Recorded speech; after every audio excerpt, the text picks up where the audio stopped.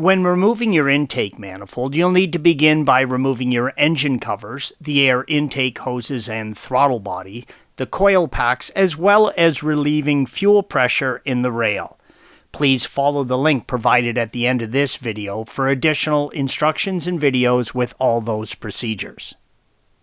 After you have relieved the pressure in the fuel line, disconnect the fuel rail from the supply line. Use a 19mm wrench to hold the outer hard line, yellow arrow, while you use a 17mm wrench to turn the fitting counterclockwise, green arrow. Do not turn the outer line, just the inside one.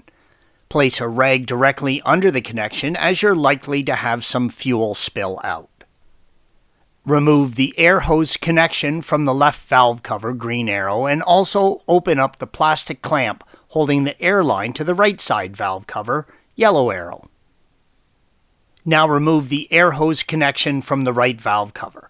Remove the hose connection by pressing the thick rib tabs on either side of the connection, green arrow, and pulling it up and off the port. Remove the air hose connector on the front of the right valve cover. Now remove the air hose connected to the port on the top of the intake manifold and indicated by the blue arrow. Loosen each T40 bolt holding the intake manifold to the engine, yellow arrows. The bolts are held captive in the manifold, so don't worry about pulling them out, just loosen them. You'll also want to remove the electrical connector to each fuel injector, green arrows. Simply push the metal clip inward and pull the connector off.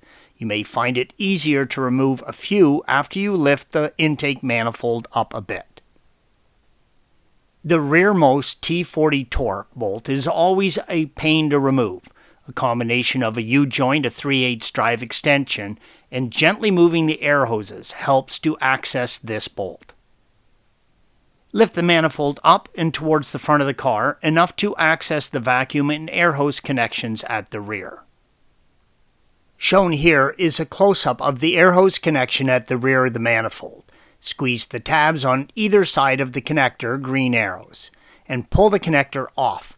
Also pull the vacuum hose off the manifold directly behind the air hose connector. Now carefully lift the manifold up and off the engine. You may also remove the vacuum connection from the other end where it goes to the firewall. Turn the intake manifold upside down and remove the two gaskets at the bottom. You'll need to replace these with new intake gaskets. Shown here is the engine with the intake manifold removed. It's a good idea to stuff rags or paper towels down each intake port. This prevents dirt or other foreign debris from entering the engine. When reinstalling the manifold, replace the two intake manifold gaskets along the bottom and also the throttle body gasket. Once the manifold is in place, thread down each bolt individually. You want to make sure the gaskets are sitting flat on the cylinder heads. Torquing the intake manifold down is done in 2 stages. This means you will tighten each bolt in a crisscross manner once for the initial torque and then retorque each bolt in the same manner to the final torque. Installation of all the other components is the reverse of removal. Thanks for watching. Be sure to subscribe to our channel and check out another video in this series.